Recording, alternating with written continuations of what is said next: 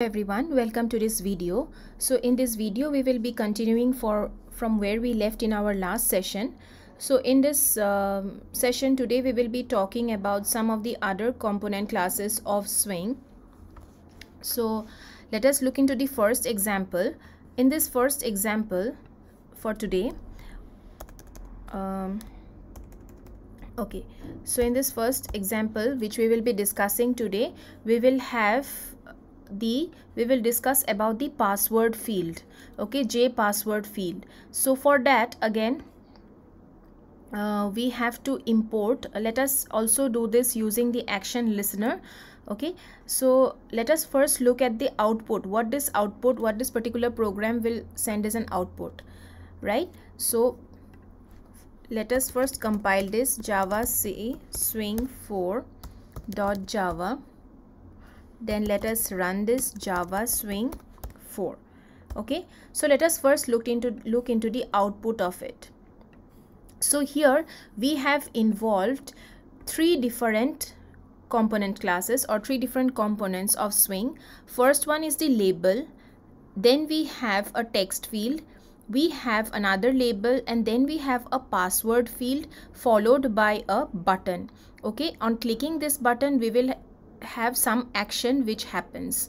So let us enter the username. Let us enter Java as the username, and let us enter the password as 1, 2 and 3.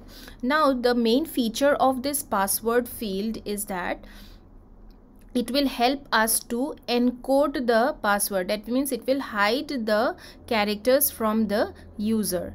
Okay, now whenever we are pressing login here, so what do I get? I get an output of whatever username I have entered here, and secondly is the password which I have entered in the password field. Okay, so this is the output. Now let us look into the program, what actually is the code.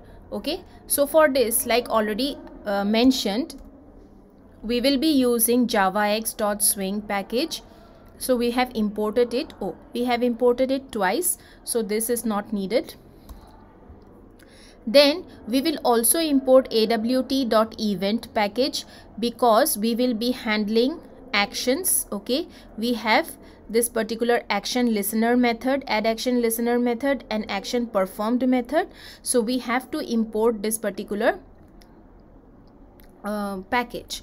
Now let us come to the main program. So we are writing everything inside the main method. So here we are creating an instance. Okay, so this password field example, this is referring to the title of the frame, okay, that we have created.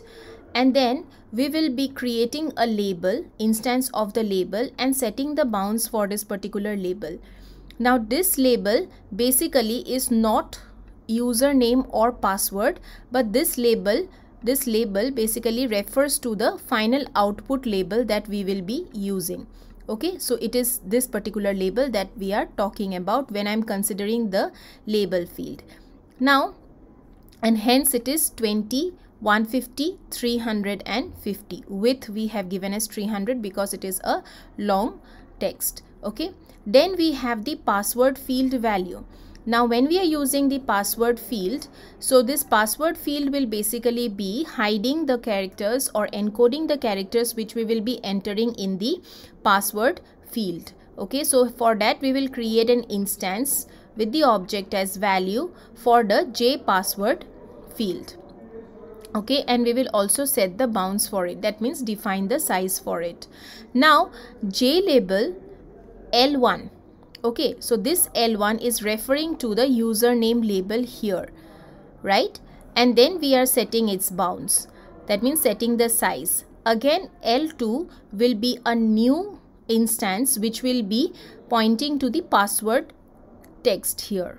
Okay, so these two are L1 and L2 respectively, and we have set the bounds for it. And finally, we will be creating a button using the J button instance, and we will also be defining the size for the button, and we will be considering login as the name of the button here. And finally we will also be creating a text field Okay, so this text field, we will talk about this text field. So this text field will actually be capturing the values in the label. Okay, so now let us consider, and this will also have certain values, that is 120, 200 and 30. So we will be incorporating them, these text fields into the corresponding labels whatever we are using. Okay, now when I'm using this text field, okay, this box will only be considered as a text field. The password field, okay, whenever I'm using this password field, essentially this we have already set it here. Okay, so this will not be a text field, instead this will be a password field, only this will be a text field. Okay, now the next important factor is we have to add all the components inside this particular frame. So all these codes refers to the addition of the components inside the password field, and then we will finally call the add action listener method. That means use the add action listener method, okay, along with the button instance which is created by the object B. So B dot add action listener, which is a method that will be implementing the interface of capturing the event from the button click login, and then it will be performing certain action using the action performed method. Okay, so whenever we get any event from this particular instance, this action performed method automatically gets invoked, and within this particular action performed event we can actually write down what should be the action of the event. That means on clicking that button, what should be the action that should be generated. So here what I'm trying to do is, first I will declare a variable data. It's a string variable, and what will this do? This will simply print username plus text dot get text. Now get text is the method which will help to get the value from the text field. Okay, so this is the text field, so it will be helping me to get the value from the text field. Okay, text is the name of the text field which we have created here. So whatever is within that text field, we will be getting it using the get text method. Okay, the next is, we along with the data, what we are doing, we are adding another text which is password, comma password. Okay, so here we have comma password. So this is actually this particular comma and password that we are talking about, plus new string value dot get password. Now value dot get password is basically nothing but the value of the password. Okay, so value is pointing to this particular password field. Okay, so whatever is inside this particular value, we will get it inside get password using get password method, and this is what, this is basically a string type. And what we will do in the final label, that means in the first label that we have created, so this is the label which was created. So in this label we will set the text that we have stored in the data. So what do my data hold now? My data will hold username plus whatever I am getting from the text field, and whatever I am getting then password label, and whatever I am getting from the password field. So these four components would be actually set into the final label, and hence my final representation is this. Okay, so we can go on adding into data whatever we feel like. Okay, if you want to write something else, we can also do that. Now this is how basically your password field works. The password will not be visible to us, but whenever it is displayed, of course with the help of get password method, we will be able to get it inside any frame we want. Okay, so this is another component which we have discussed, and we implemented this using the action add action listener. Now this every time it is not necessary that we go on writing all this code, or we have to write it inside this particular method. So we will look into it when we can in one of the programs where we can inherit it, inherit the action listener interface, I mean implement the action listener interface and simply use only the action performed method inside this particular program. But as of now, we just have to focus that we have to associate the add action listener method with the object, and then finally we will simply be writing down the action performed method. Okay, so this is all about the JPassword field or the password field. The next program we will be discussing today is another one, which is your checkbox. Okay, how to create a checkbox. So swing5.java. So let us look into the next one, which is a checkbox based program, or how we can create a checkbox. So I believe all of us know what a checkbox is, but just for convenience, let us first compile and see what is the output of this particular program, swing5.java. So then Java swing5. Okay, so you have seen that these two are checkboxes and only one can be checked at one point of time, or both of them can be checked. Okay, so here what I'm doing is I'm simply overlapping this. You can also print both of them, it is up to you. But just for instance, you have to understand that you can click both of them and make both of them work at the same time, unlike radio buttons. Radio buttons also we will discuss, but as of now let us concentrate on this particular checkbox. Okay, so for this program I have chosen a constructor where I will be writing down the code, and I will simply call the constructor from the main method. Okay, this is by this is the second type. It is, we are not directly associating this. Okay, so now,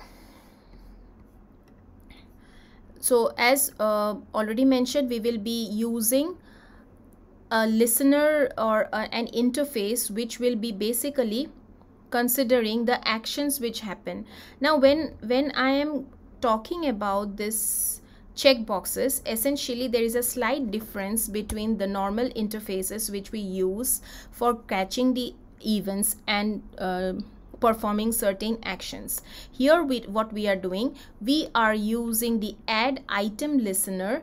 That means there is another interface method which is add item listener, and also there is a method which gets automatically invoked whenever there is an item which is chosen, that is known as item state changed.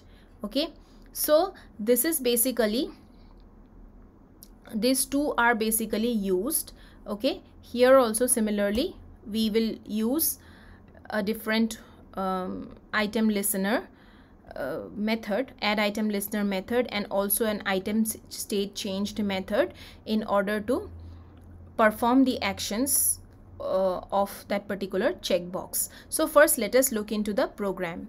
Since we are using the interface, we have to import awt.event, and then we are creating a frame, okay, which is checkbox demo. So here we have mentioned as checkbox demo. Then we are considering a label.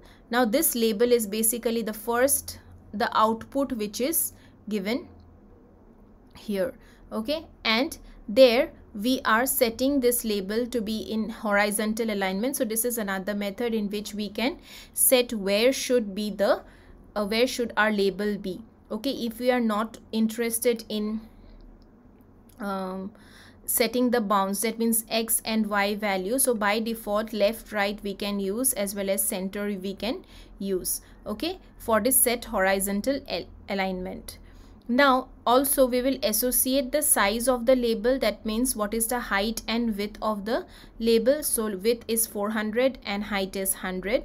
So this is the height and width and height of the label. Next, now we will be creating one instance of the checkbox. So first one we have considered as checkbox 1. So this square box, this is a checkbox, and we are creating an instance using the J checkbox class.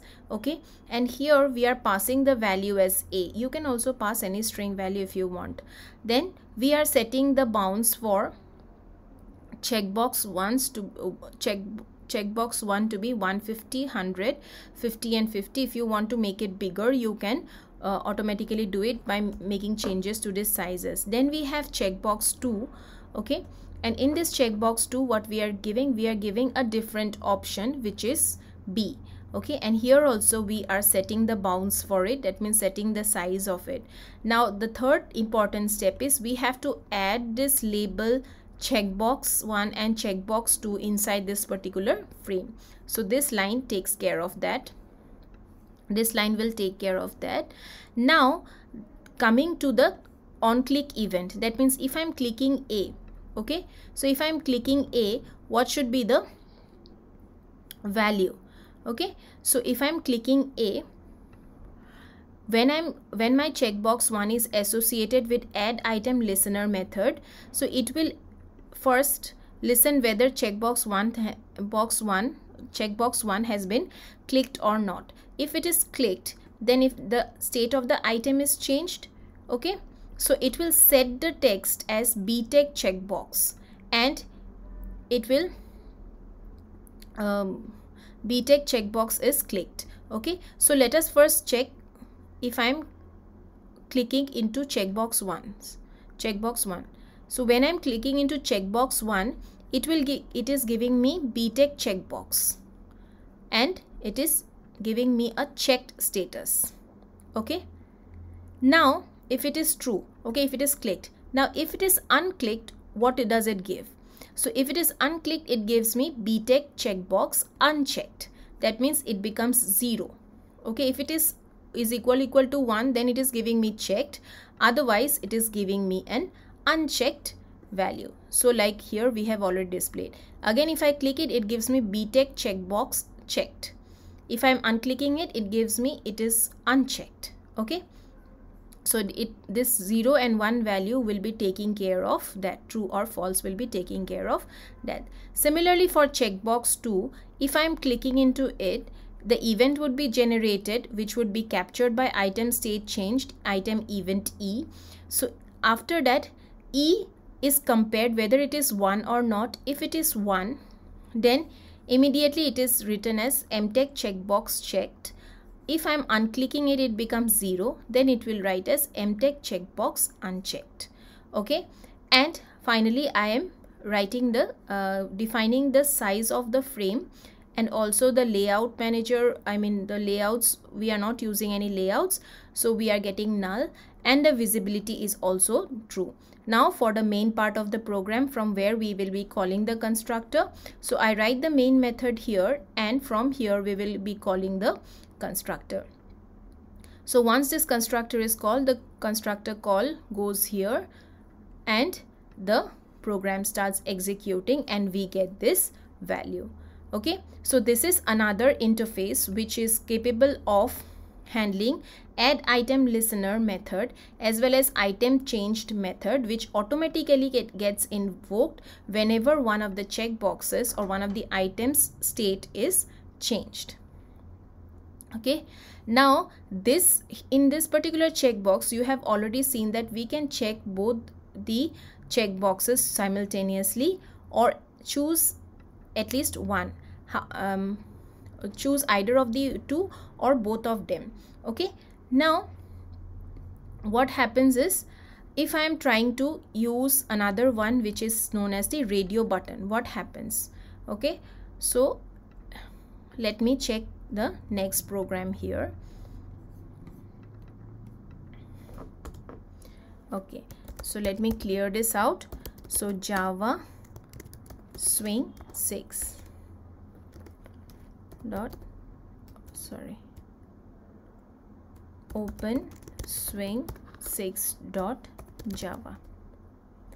So that this is the next program in which we will be considering radio button. Now in this program we will have another explanation for this action listener interface, okay, where we will not be writing down the code for the add action listener.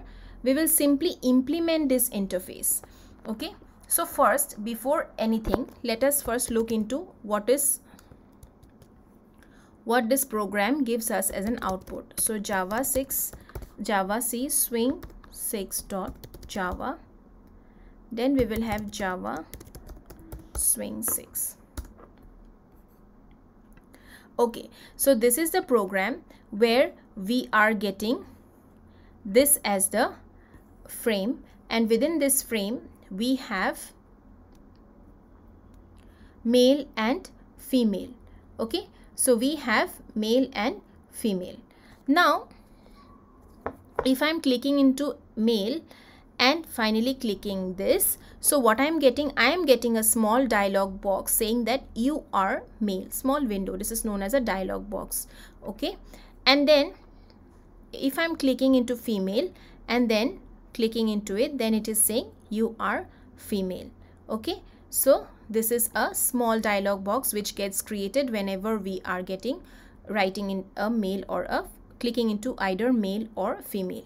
Now you can also write this in a label. It is up to you. It is just one demo as to how we can implement the dialog box also.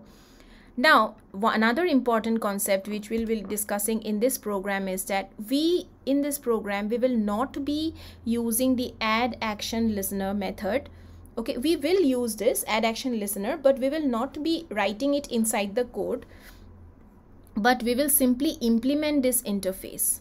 And secondly, this particular program will be extending the JFrame, so we will not be exclusively mentioning creating an instance of the JFrame. So here in the first step, what we are doing, we are simply creating a radio button. Now this radio button belongs to JRadio button, and RB1 and RB2 we have just declared as the instances of the radio button, and we will also be declaring an instance of the J button. Now here what I'm trying to do is I will simply create a constructor with the name as swing 6, and sorry, here 1 minute, it is not working, okay. So here what I'm trying to do is I will, why is it not coming in the next line, okay. So now it is working fine. So first RB1, so RB1 is equal to new JRadio button, so we will use this particular class JRadio button, and first value we are associating as male, and we are setting the bounds for this particular radio button. Similarly for RB2,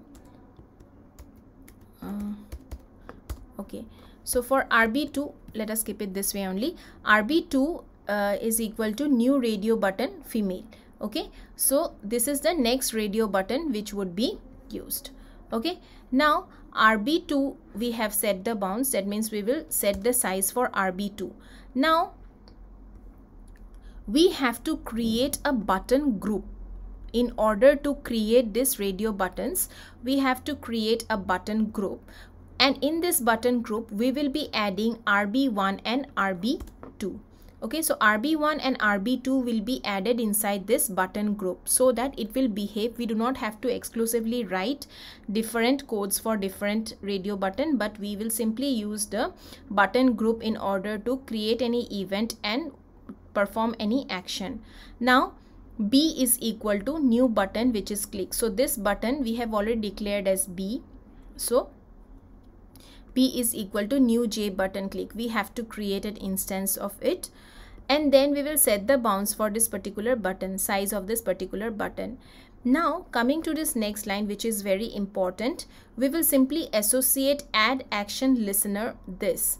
Now when we are using this add action listener this, what we are trying to do is we are now calling the add action listener class which is already there inside the add action listener interface. Okay, sorry, action listener interface, and this will be capturing any event which is there within this particular frame and using this object particularly. Okay, and what I'll try to do after I have captured this, I will then use these two methods. Okay, these two methods, that means action performed, action event E. So before we go into this, first let us discuss these statements. So these statements, as already known, we have to add the radio button 1, radio button 2, also add the B here. Okay, that means the button in this particular frame, and we will not use any layout managers, and we will keep the visibility as true.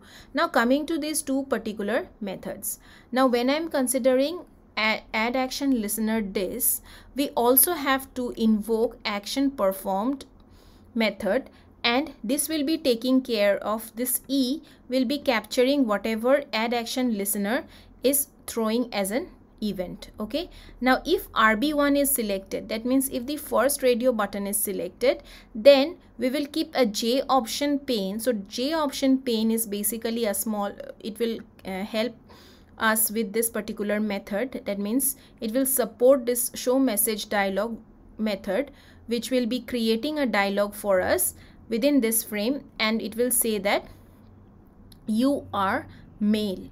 Okay, similarly if RB2 is selected, it will show a different dialog saying that you are female.